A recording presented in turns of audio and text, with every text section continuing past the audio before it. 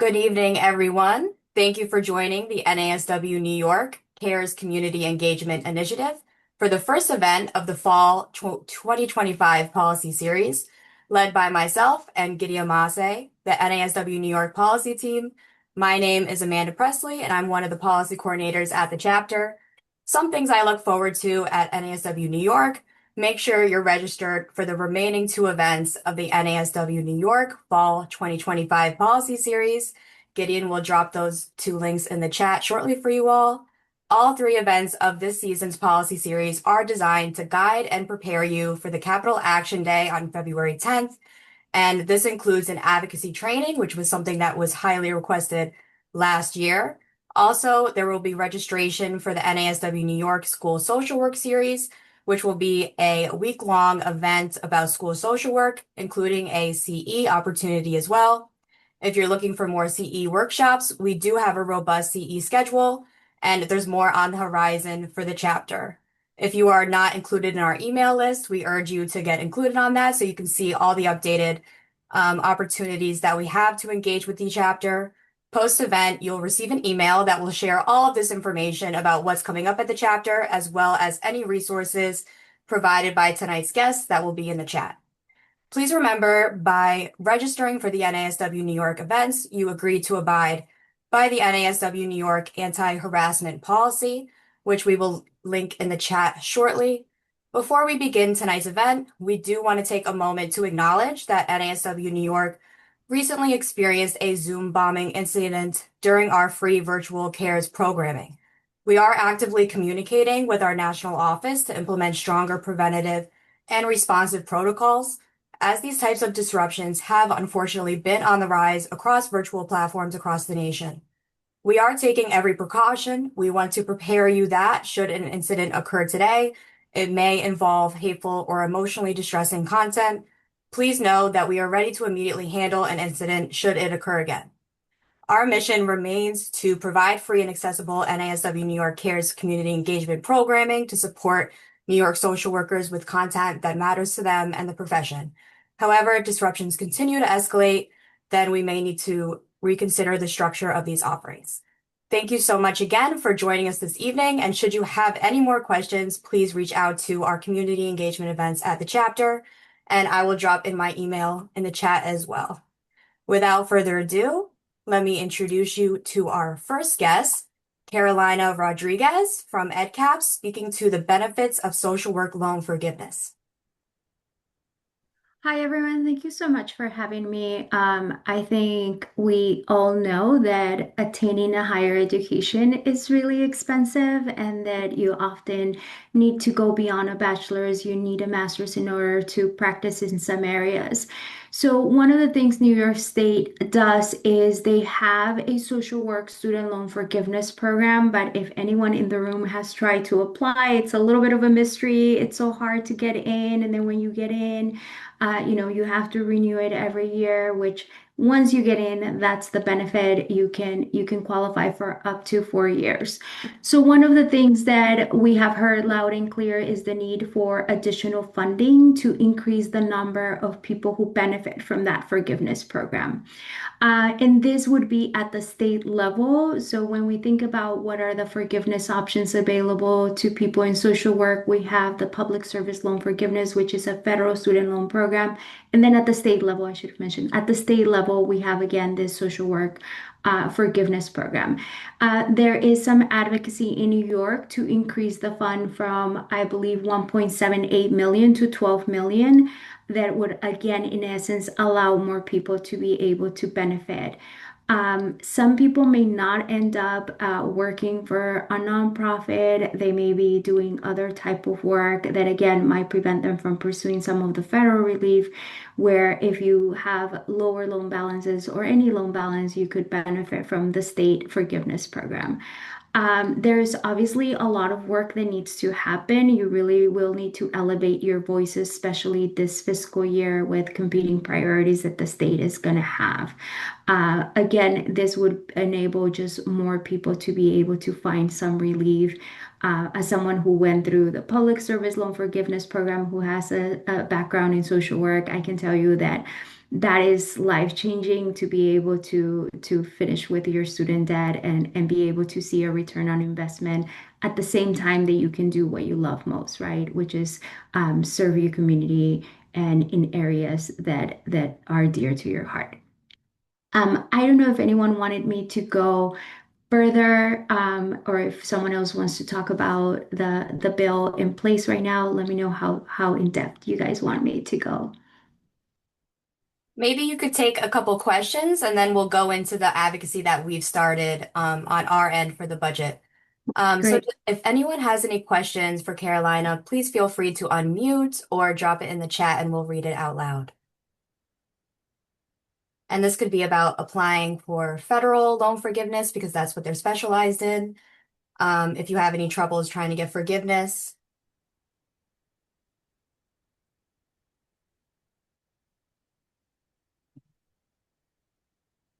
And I don't want to pressure anyone, but if we're opening it up to the federal, if anyone is pursuing public service right now and you are close to the 120, the 10 years, or you have reached the 120, you should still be, and you were on the safe plan, you should still be able to pursue buyback. If you have a pending case where you're not getting credit and you're going in circles, they're sending you all over the place, you could file a complaint with your congressional representative. So look up your senator, look up your um, House of Representative and file a complaint with them for them to be able to work with FSA and be able to resolve that. Buyback is a program that allows you to purchase months when you were in a forbearance and not making payments. For most people right now, buyback would apply if you were enrolled in the Safe Repayment Plan, which was paused due to ongoing litigation. Buyback is not necessarily going to apply until you've met the equivalent of 10 years, but for some months being in a forbearance where you didn't have to pay.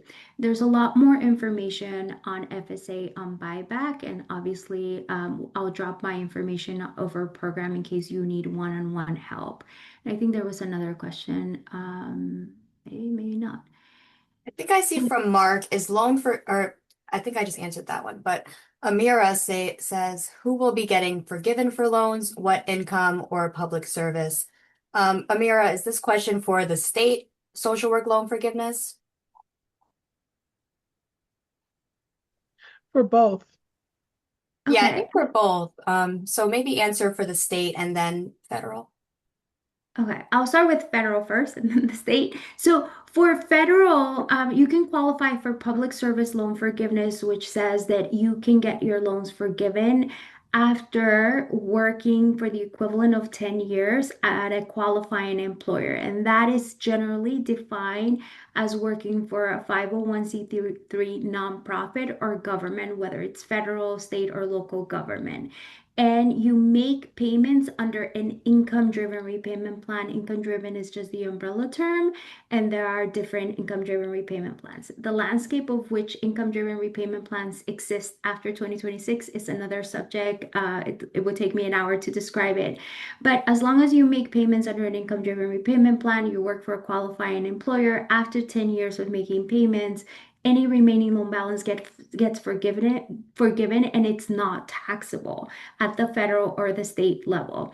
I want to just flag that you're going to hear in the news, the current administration, the president issued an executive order trying to determine who's a qualifying employer. I have breaking news. There is now a lawsuit. So Protect Bars and others have filed a lawsuit probably today. It should be on the news to push back against that, because the law says that as long as it's a 501(c)(3) nonprofit government agency, there is no further inquiry on that, right? Like your employer should qualify. The concern has been, for example, if your agency provides services to immigrants, the current administration wants to have leverage and say you may be disqualified, right? So there's an array of issues with that. Again, that's going to be litigated. At the state level, my understanding is that this would be for social workers who work in high needs areas.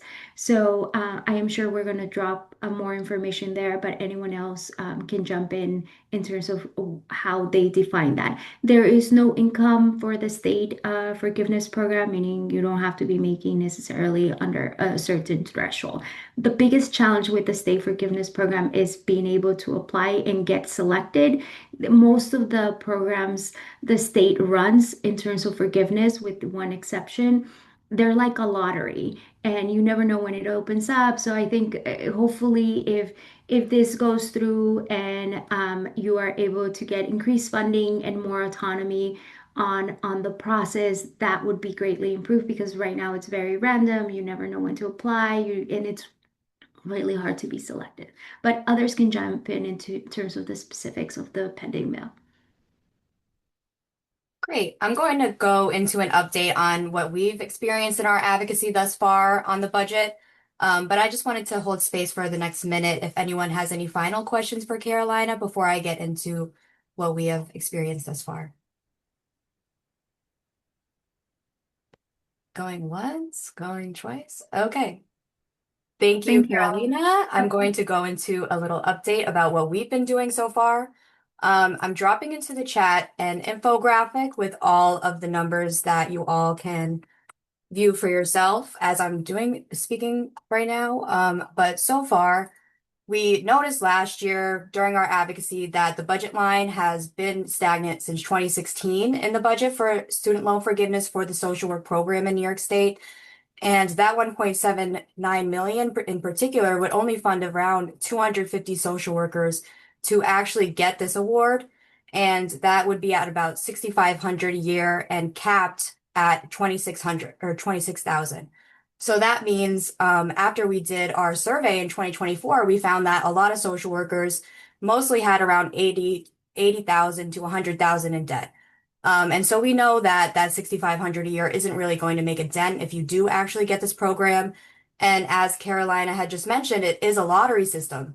And so, it's not necessarily going to certain social workers um, that could be eligible, that maybe um, work at a certain area that is determined more high risk. And so we have been doing advocacy to try to expand the current program, because one of the issues is that it only includes licensed social workers. And so we have been supporting the bill S-1113, which would expand that eligibility to MSWs as well, because they already do a lot of critical work in the community. Not all social workers necessarily take that extra step to get licensed, but that doesn't negate the important work that they do to help their communities. And that's why we're trying to expand that eligibility, and also to include eligibility for rural areas, because we know that a lot of the time gaps in care can go for miles when you're in a rural area. I know in my instance, I would have to drive over an hour to get care when lived in a rural area myself. And so we know that that need in rural areas, and especially in high risk areas in urban areas, is very needed right now. And that's why the social work program is to recruit and retain social workers to the profession. So far, we've been trying to get 12 million in the budget. So we're trying to up that budget line about 10 million, which will be definitely some hard work on our end and with our members. But we do aim to get that budget line increased. And if we do get the number that we're trying to, that will assist 1,846 social workers find some more relief. And we feel that that will begin to actually increase the amount of social workers and do what this program is intended to do, which is to actually make an impact in the mental health workforce and actually, um, do the goal it is trying to attain, which is recruit social workers. And we don't feel like 275 social workers getting this award is enough. We have a mental health crisis right now. We need social workers more than ever. And that's why we need this attention to our loan forgiveness item, especially since if you look at this infographic, we compare it to the nursing profession, since after COVID-19, there was a very increased focus on the nursing program, which we feel is a similar profession in terms of, education that you need to get to that point. And also nurses, they're working with people in their physical health, but social workers, they're working with people on terms of their mental health and also in terms of their trauma-based experiences. And that is obviously very fluid, and it takes an expert to be able to do that work, which is why we are comparing these two similar professions, but they've received an increase in funding to now get 60 million in last year's budget. And if you look at the populations in New York, there's about 20%. So social workers make up about 20% of what the nursing population is in New York State. Because we're at 61,000 social workers in the state, there's about 300,000 nurses in the state. And that is why we are taking 20% of that 60 million number to find that 12 million. And so far, we have distributed the infographic to both higher education committees in the Senate and the Assembly. And so we put that in their mailboxes in the Capitol just to get a little bit ahead this year because last year, when we started our budget advocacy, we started around when the State of the State came out. And now we know that we need to meet with the governor beforehand. And so that is really our main ask right now is to contact the governor and do your best to voice your opinion on why social work loan forgiveness is needed in her state of the state.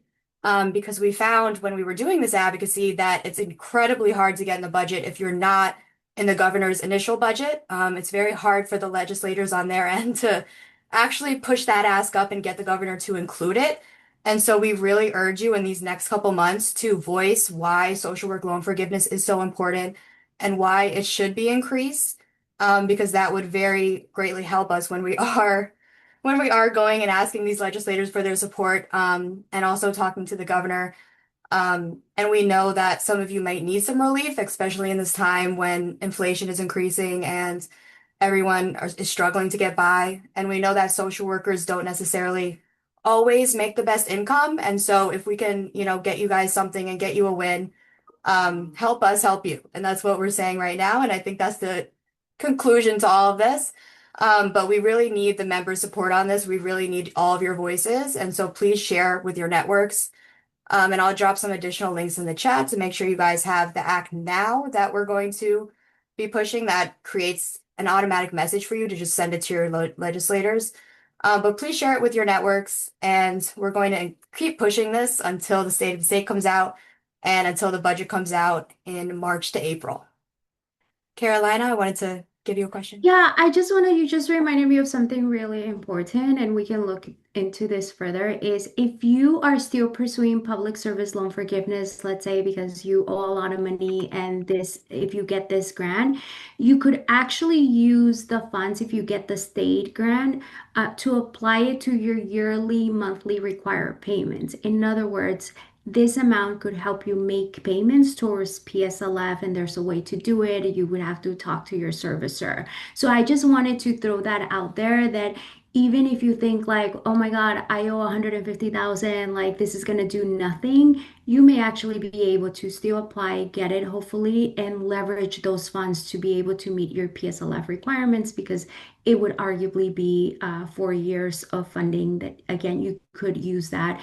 You might just have to finagle a little bit with the servicer to make them count that as part of your annual monthly payments. I will rest my case. I will put our contact info in case anyone has more questions. Thank you so much. Thank you, Carolina. And we'll have room for questions at the end after the rest of the panelists get through their presentations as well. So next, I want to welcome Ebru Sert from Payment for Placements, or P4P, to talk a little bit about their work in social work field placement payments. Thank you, Amanda. Appreciate it. I also appreciate everyone for coming here. Thank you for showing interest. Thank you also for NASW for taking on our bill as part of their legislative agenda for 2026. So Payment for Placement is a nationwide movement to get social work students paid for our internships. The New York Coalition is a group of several chapters, most of the chapters within the city, who have been working together for the past 4 years. We've really ramped up our activities in the last, I would say, 10 or so calendar months. We have a bill, Senate Bill 7894, which is a pilot program to get social work students paid for our internships. When we began shopping around with legislators and having talks, the number one piece of advice that we received was to, instead of making it just a straight up payment, beginning it in that way, was to instead have a pilot program to prove that this intervention does work, and we have all of the data here to prove it. So that's a track that we're taking. And in addition with that, when we've spoken with the Office of Mental Health, with the Office of Mental Health as well as other legislators, one of the things that we were discussing was about the pay rate. And so that was like a big discussion internally about how to have a certain pay amount that would not affect people's benefits.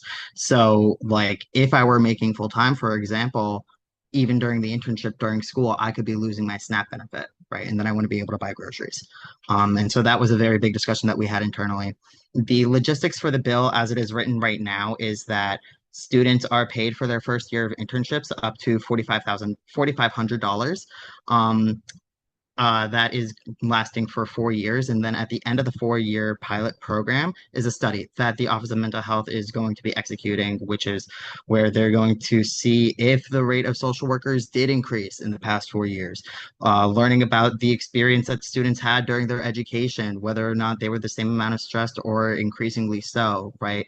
Whether or not their living needs had improved, whether or not they were able to have more freedom, because there are a lot of caretakers who are students. There are like a lot of people who work several jobs. And so one of the things that we really want to find out in this study is how much does paid placements really lift the mental burden of being a social work student is really one of the core questions that we're asking, because that's a question that's nationally payment for placement asks. Um, and we have a survey that I would be happy to share with folks in the chat right now. If you are interested in joining our movement, we have our weekly meetings, and you can fill out that information. We would be super happy to have you come on board.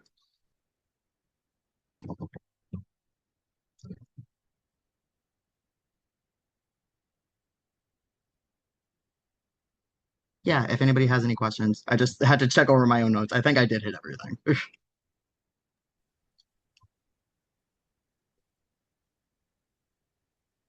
Hey, Again, Drew, I think you have 5 more minutes, so you can take a couple questions.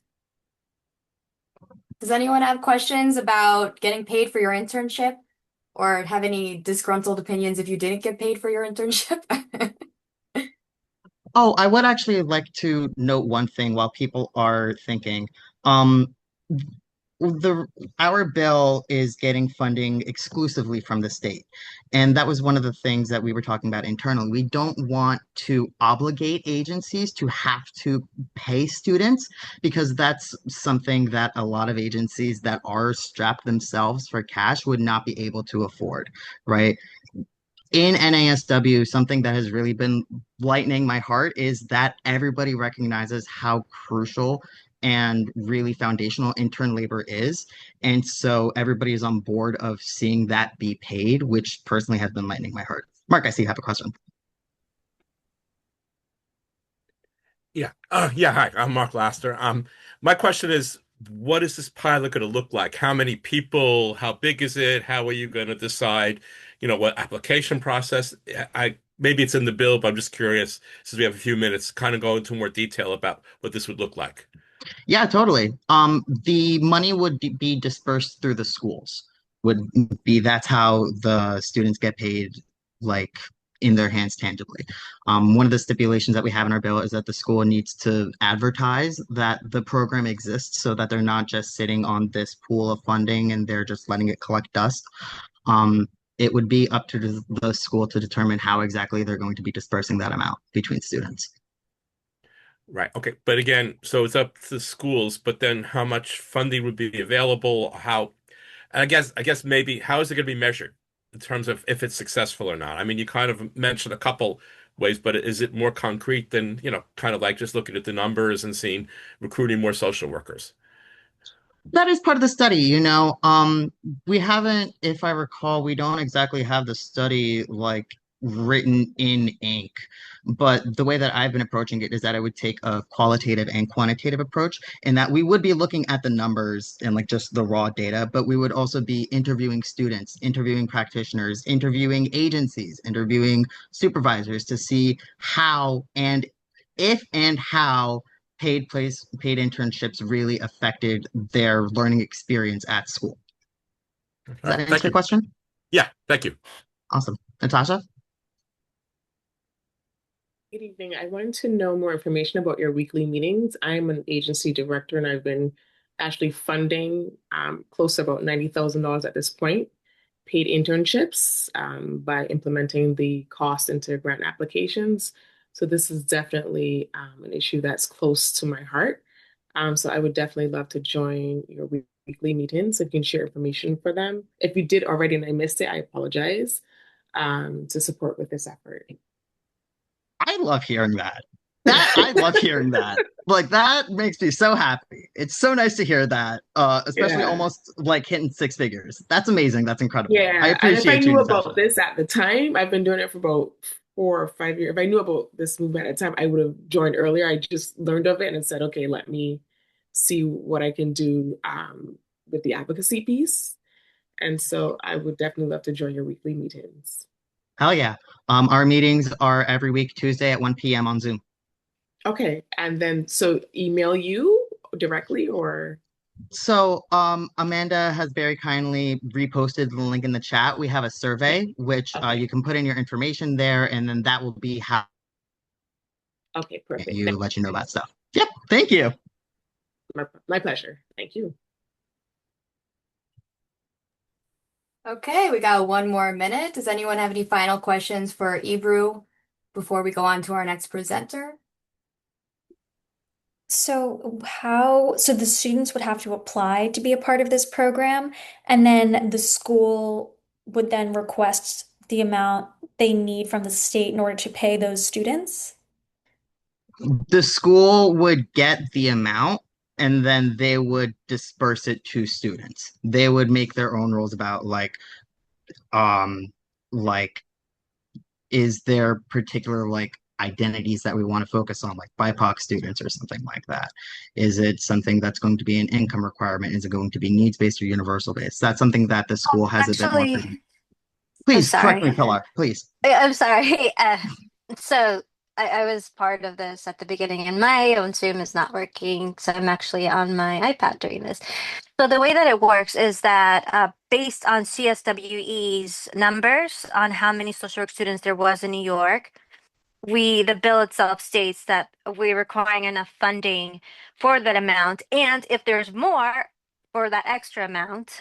And so each MSW student who qualifies, which means that they're in the state of New York, doing their internship in New York, et cetera, who qualifies should receive that amount, unless, for example, they are getting that amount if they have like a full scholarship or something that, they don't need that many. But let's say they're getting like a partial grant, then they would get the difference. And so in that way, it's all MSW students would be getting that amount of money. And if we had it our way, it would be all students and it would be a lot more. But, we have to start somewhere. Thank you, Pilar, for chiming in. Does that help answer your question, Marianne? It does. It makes me have so many more questions, but I think this portion may be running out of time, so I'll save them. Yep, fill I, out I the look survey. We'll answer the rest. I look forward to seeing you on Tuesdays. I'm glad you all are going to connect. That's why we do these things, right? To advance our work and make connections. Thank you, Ebru, for that presentation and for Pilar for filling in the gaps there.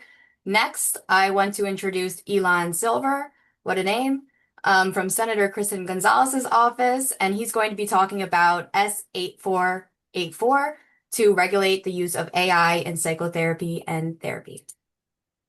Thank you so much for that warm intro, Amanda. Hi, everyone. Thank you so much for inviting me to present today and for accepting our bill as an NASW New York Capital Action Day priority. I am Elon Silver, he, him pronouns, Senior Legislative Counsel to State Senator Gonzalez. I'm going to talk to you today about one of our most exciting bills in our portfolio, which regulates the use of AI in the mental health profession. So as some of you probably already know, studies are showing that getting emotional support is actually one of the top consumer uses for AI-powered chatbot technologies. The use of this technology in this way is somewhat promising, but it's fraught with a ton of issues. I'm not a social worker, but I have deep, deep respect for your work. I recognize that the path to becoming an effective mental health professional includes training on how to help patients work through their challenges with support and not just being a sycophantic listener, which is really what AI chatbots are. We've seen way too many instances of emotionally vulnerable users sharing their most personal thoughts and feelings with AI chatbots in an effort to help them understand themselves. Sharing this information is problematic in itself, since the privacy of these chats cannot be guaranteed. But chatbot responses to mental health questions can actually create even bigger problems. It can motivate compromised users to harm themselves or their loved ones, as we've certainly seen. It can ignore clear signs of critical situations like self-harm. It can deliver incorrect diagnoses and treatment. And through its sycophantic behavior, it can reinforce negative thinking patterns. I think we can all agree that this is quite orthogonal to the training that mental health professionals get, which is why there is such a tremendous need for action in this space. So S8484, our AI mental health bill, puts AI tools in the mental health space into three buckets. So licensed professionals can use AI for so-called administrative support. These are tasks that assist licensed professionals in the delivery of therapy or psychotherapy services, but do not involve any therapeutic communication. So, for instance, a tool that's purely involved with scheduling, that's processing billing, that's drafting general non-therapeutic communications, these would all be permitted under the bill. In the kind of twilight middle zone is what we're calling supplemental support, or these are use cases of AI that assist a licensed professional in the delivery of therapy or psychotherapy, but and do not involve therapeutic communication and are not administrative. So these would be tools that prepare client notes, or that analyze anonymized client data, or identify potential external resources for the client. Now, these tools would be allowed only with the informed consent of the client. And this informed consent would have to include an explicit notice that AI is being used and the purpose of such AI. And finally, the most restrictive category of AI uses would be a use that is not administrative or supplemental. This would be things like direct therapeutic support to clients. A licensed professional and every other individual may not provide therapy or psychotherapy services through an AI chatbot unless those services are conducted by a licensed professional. This means that AI cannot be making therapeutic decisions. It cannot directly interact with patients in a therapeutic setting.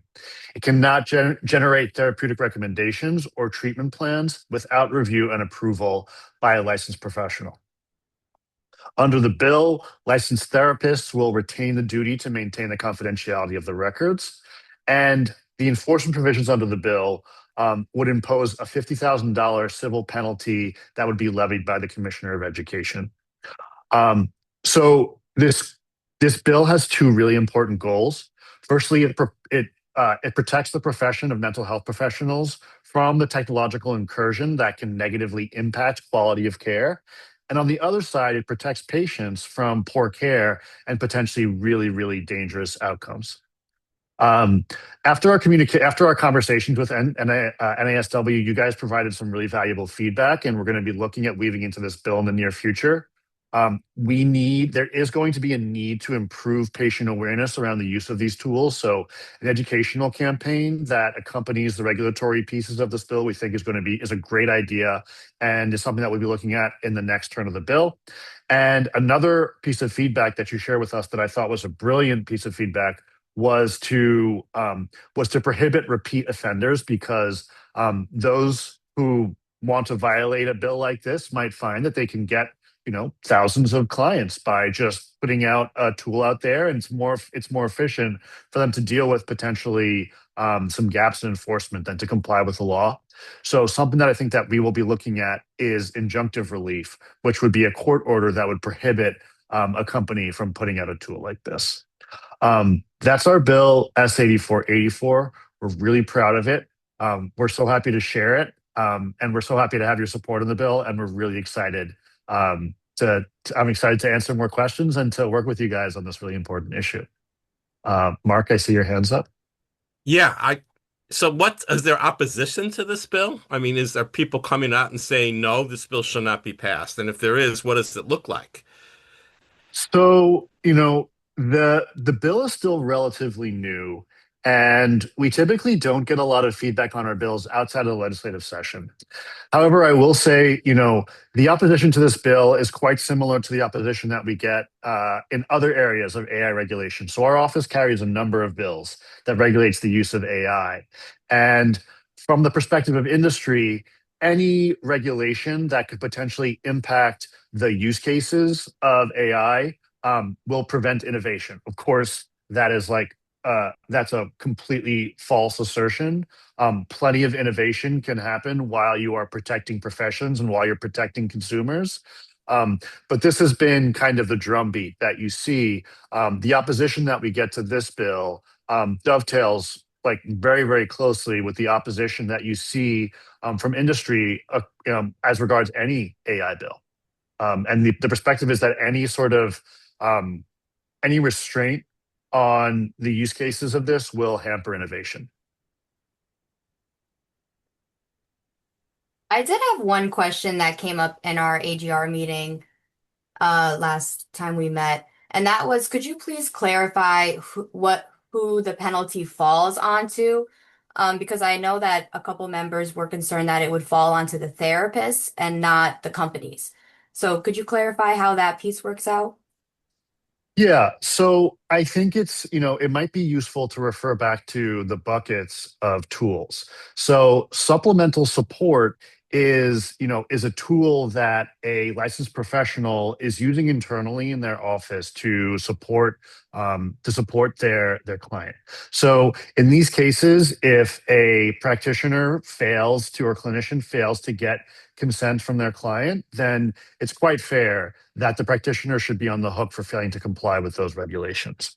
Um, in these other cases where a tool is being offered directly from the practitioner to the client, again, it's a similar case where if a licensed professional is saying this chatbot is a direct replacement for the services that I provide to you, then in those cases, the licensed professional could be held liable.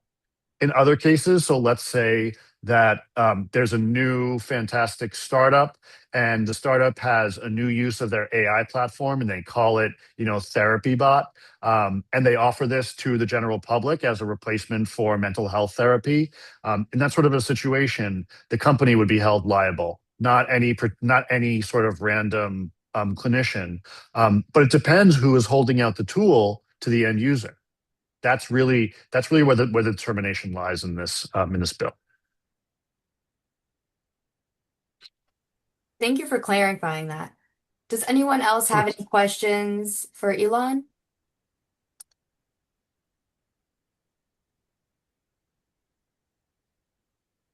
And if not now, I'm happy to leave my email in the chat, and I'm super happy to answer any other questions you guys might have.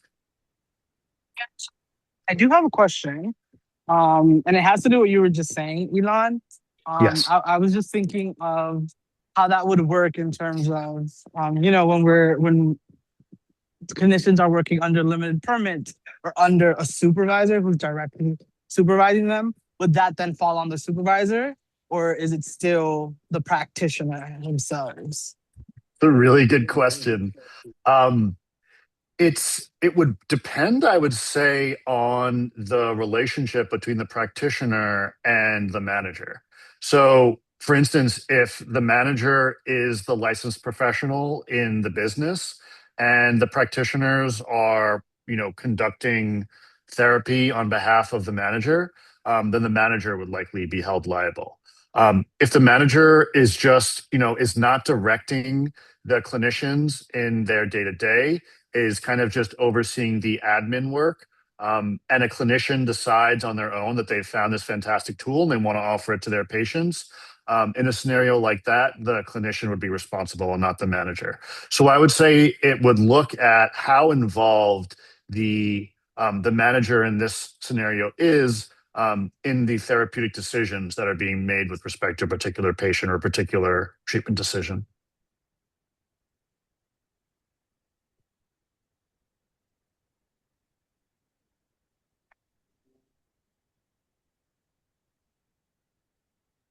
Thank you all for your questions for Elon. And now we are going to open it up to all the panelists.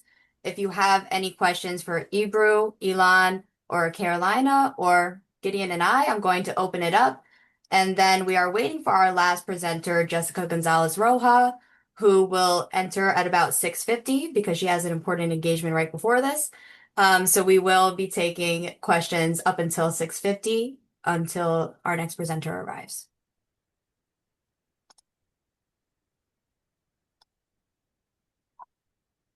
All right, well, I'll go into Capital Action Day a little bit now that I have you all here, if there's no other questions for a moment. So we do have our Capital Action Day, February 10th. It's on a Tuesday, so that will be a lobby day, and we're expecting to see a lot of other groups milling around as well. We have gotten rooms in the convention center in the Capitol, and so if you've all never been there, that's in the bottom floor of the Capitol building, and it looks a little bit like the Matrix down there. It's full marble, very beautiful space, and we've rented two rooms. One will be theater style and will host a lot of dynamic speakers throughout the day. Last year, we featured Assemblymember Chantel Jackson, as well as Senator Prasad and Senator Savitsky's staff, Jan Dorman. And we will also have a CE program, which one of our amazing PACE committee members is on here that will be presenting, Mark Laster, who answered those very insightful questions. And so he will be presenting about the history of social work as well as with our colleague Alicia Bryant, the chair of our PACE committee.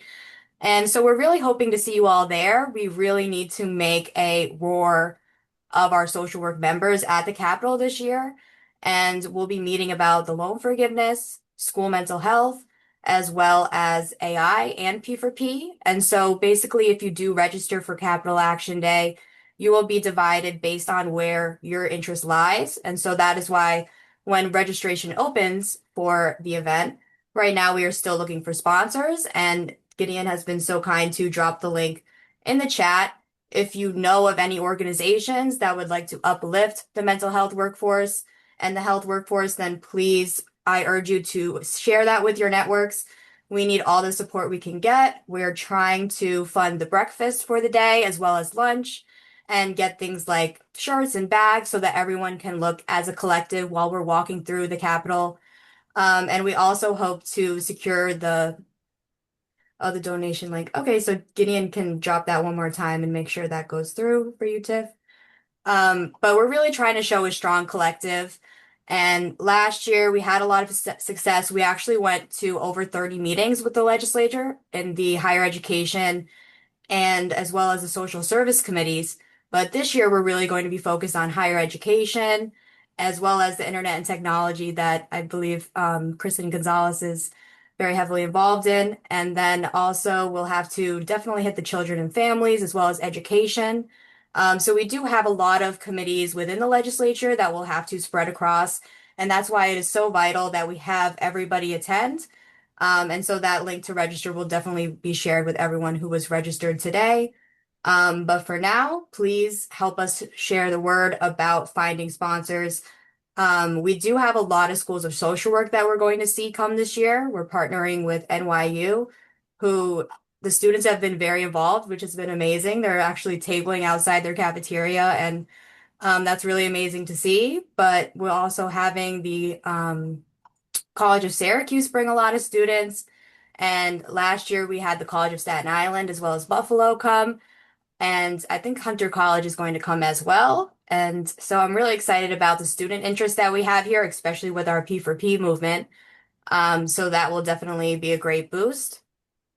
Hi, Mark. You can definitely chime in here. Yeah, well, thanks for the shout out. Yes, please. I'm preparing a very interesting presentation about the history of political action for social workers. I would encourage people to come and listen to me, and then Alicia's going to probably be doing some hands-on stuff. Just a question though. So, buses coming from New York City. Is that being arranged now? Like, if it is, where will they be coming Yes. from? Yes, so we did actually get the go-ahead from NYU to allow about five to six AGR members or PACE committee members on their bus. And so we do have some limited space on the NYU bus if you want to get a ride with them. Last year, we're very grateful to the schools of social work that are offering the transportation this year. to help assist our advocacy members. Last year, we actually had a carpool situation where we kind of emailed everyone that was coming and we matched everyone up with cars to be able to get a ride. But this year, we're really happy to have this transportation sorted a lot earlier. Great. Does anyone have any questions about what Capital Action Day looks like the day of? Like how to get there or what it looks like to advocate?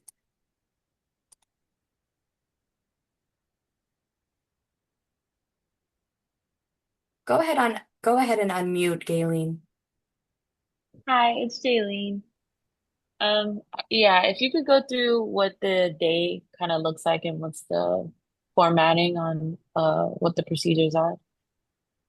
Thank you for that question. So generally, we open up the day around 9 a.m., and that is a time for everybody to just kind of get in if they're getting here from the city and have breakfast for a moment. And then we generally have a opening speaker come and address everybody. This year, we're really trying to get a press conference on the stairs. And so that would look like if you get here eating breakfast quick and then maybe running up the stairs to the $1 million staircase and having speakers um, speak about the bills that we're trying to advocate for in front of press. And then that would really be the space where we want everybody to show numbers on the stairs to really show what our collective looks like when they organize together at the Capitol. And so that is what we're trying to arrange for the morning. Last year we stayed down in the rooms. But after thinking about it, we think we would have a lot more visibility if we're on the stairs next to the chamber. And so that's something that we're trying to arrange. And then after the first speaker, then people start to go to their meetings. So when you register, Gideon and I will, based on what you tell us, like who your local legislature is, because it really depends where your district is and who your local legislator is, and also what your passion is. If you're more interested about loan forgiveness, for instance, then we will send you to somebody on the higher education committee to talk about that. Or if you're more interested in the AI bill, then we'll send somebody over to the Internet and Technology Committee to talk to a senator or assembly member in that committee to try to advance that bill. So then you go to meetings until about, I would say, 11, and then the CE, the first portion of the CE starts. So there will be a presentation, and then we'll have lunch, and then you'll keep going to meetings, and we'll have a couple other speakers come into the room as well as the second portion of the CE program. And we'll also have lunch as well. I'm seeing in the chat right now, do all the students who attend have to be members of NASW, says Amira Martin Saltzman. Do you want to go for it, Amanda? Yeah, you can go get it. No, no, they do not. I mean, we are absolutely just trying to build our numbers as much as possible. The whole point of Capital Action Day is just to really show that these are the things we need done as social workers, and these are how we plan on doing them. We're already approaching the Capitol, obviously, with these. I saw a second question also from you, Amira. Um, how will we be advocating? So yeah, the majority of Capital Action Day is going to come down to us meeting with our legislators and making sure that our point is getting across to them. We need them to really understand how dire of a need that the social work career really is and how much we want to further the career, especially in a time like this when there is a mental health crisis and social workers are so broadly needed. We're looking to just push our support as far as we can to legislators. And the best way we can do that is to bring out however many people we can to the Capitol and show that to show legislators what we're really demanding.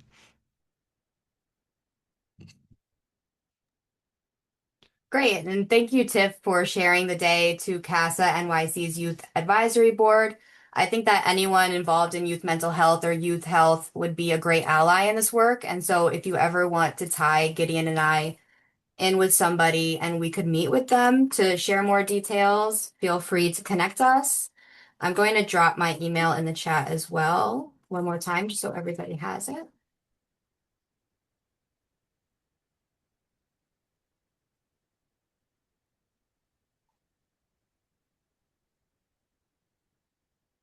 And also, we've recently updated our advocacy page. As many of you know, we have recently gone through a unification.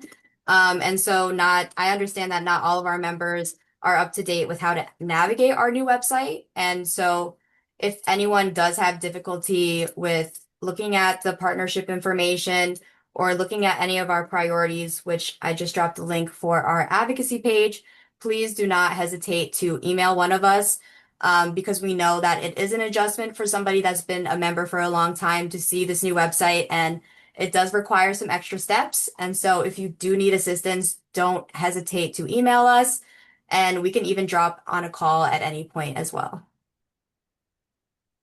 So we're going to give it a couple more minutes here.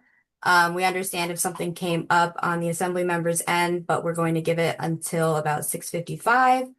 And let's open it up and see if anyone has any final questions while we give it these next couple minutes. And then maybe y'all will have another extra couple minutes for your evening. I had one more question. Um, can you attend more than one bills meeting? If you're passionate about like two separate bills, are you able to attend more than one?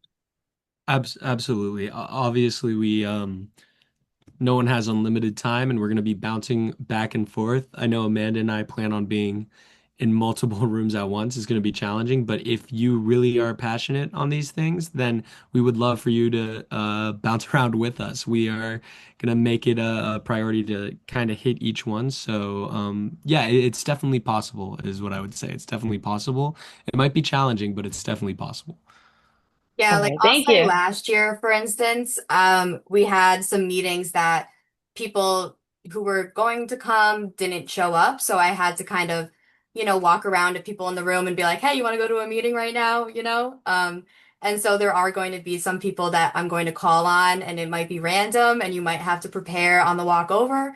But there will be a lot of opportunities throughout the day also to attend additional meetings, just because we're trying to hit so many different committees. We're trying to hit education when it comes to our school mental health bill, the internet and technologies, as I mentioned, for AI.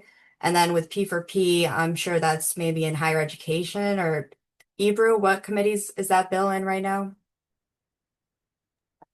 I think it's in higher ed or it's in mental health. Pilar could be able to tap me in for assistance if she knows off the top of my head. Yeah, I think definitely will it's be in meeting with mental mental. health right now.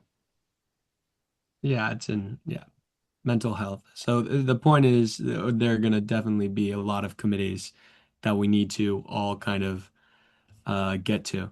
So either I absolutely love the enthusiasm for wanting to get multiple hit multiple committees, I guess. Yeah, and I also want to mention, become a member. You don't have to be a member to attend Capital Action Day, but if you want to get involved in organizing the day and have more of a voice in what we do here at the chapter, then you can join one of our advocacy committees. We have AGR, which voted these priorities into action, right? So we are member led. We do not make any decisions without our members. And so if you want to be more a part of that voice, then please join one of our committees and we'll get you looped into the appropriate spaces. And also, if you are a member, then you'll be able to do things and help prior the day of and have any recommendations for the way that we should address things, or you'll also be a team leader. So you'll be able to lead the meetings when you're in the room with legislators. So every group will be assigned a team leader when they are going to these meetings, just so everybody has somebody that is, taking the lead to get to the office and leading the conversation. So we invite you to be a part of this work. The link is in the chat for membership as well. Thank you. And I see Mark asked the location of CAD. So it is at the New York State Capitol in Albany. And generally, we enter through the Capitol on State Street.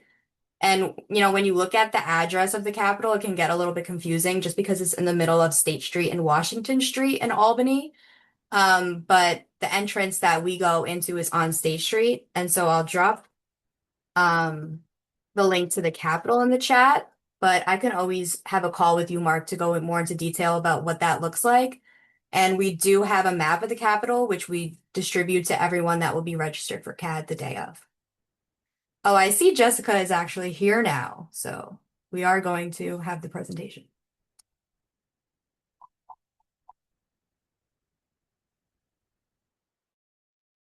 Oh, Jessica, are you in here? Yes, the assembly member? Me? Hello. Okay. Yes, let me spotlight you. Thank you so much for coming. I'll just introduce you quickly to our room. Hi, everyone. This is Assembly Member Jessica Gonzalez Rojas from Queens, and she'll be speaking on her bill about school social workers and the ratios across New York State. Thank you so much for coming.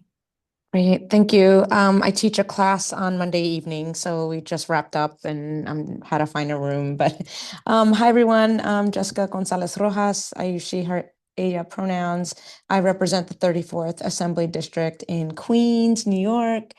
And I'm really thrilled to share a little bit about Bill 8390, which would require the Department of Education to track and record and provide reports of the ratio of social workers, school psychologists, and school counselors each year. And the goal is really to have that data in order to move the Department of Education towards a ratio that is adequate, that meets best standards. For example, for social workers, it's best to have one social worker for 250 students. And right now it's much more than that. And also for school counselors, it's about the same ratio, one counselor for every 250 students. For school psychologists, it's higher. It's one school psychologist for every 500 students. But of course, we have to look at the districts, the school districts, and see what the needs are. Because when you look at high needs communities, those ratios get smaller, right? It's important to know that we have the appropriate amount of support for students in high need districts. In my community in Queens, we were the epicenter of the epicenter. There's a lot of trauma. We have a lot of immigrant families. We have a lot of working class families. So, perhaps our districts in my district would be the ratios in my district would be much tighter to make sure that our students all have that support. So I'm excited to share this bill with Senator Baruch in the Senate. She's an amazing advocate for mental health, and we have a number of bills together. And just as an aside, we also have another bill that would look at eliminating the LMSW exam to get more social workers into the field, because we know that oftentimes that exam is a barrier to getting social workers of color and those whose English is not their first language in the field. So I'm really grateful for you all for all the advice and guidance and support you provided in this bill development. Some of the data that has been provided in order to inform the legislation. And hopefully we can get to a place where our schools are providing the adequate resources to ensure that every student will thrive. I think most of you know that several years ago, the Surgeon General announced a mental health crisis amongst our young people. And it is you all, right, the social workers, those who are counselors, school psychologists, that are on the front lines, serving our young people, providing the vital mental health resources and services that can really work to address that crisis that we have. So as a mom, this bill is really important to me, as well as my other bills that support the field of social work. And I'm just really grateful for your partnership and leadership in this area, and for providing that vital care and services and compassion that we need for all our students to thrive here in New York. So I'll stop there. And again, I'm really grateful to be on and to be part of this meeting. And thanks for accommodating my schedule.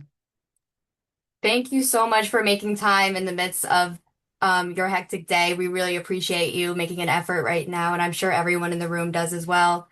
Does anyone have any? We'll take one or two questions before we end here today. Does anyone have any questions for Jessica before we wrap up for today?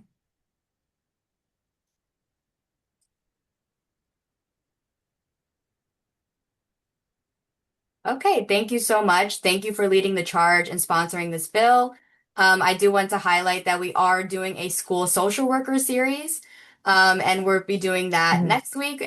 And we'll have Senator Brooke talk about the same bill as well. So you'll hear the other sponsor perspective if you register for that policy event on November 12th.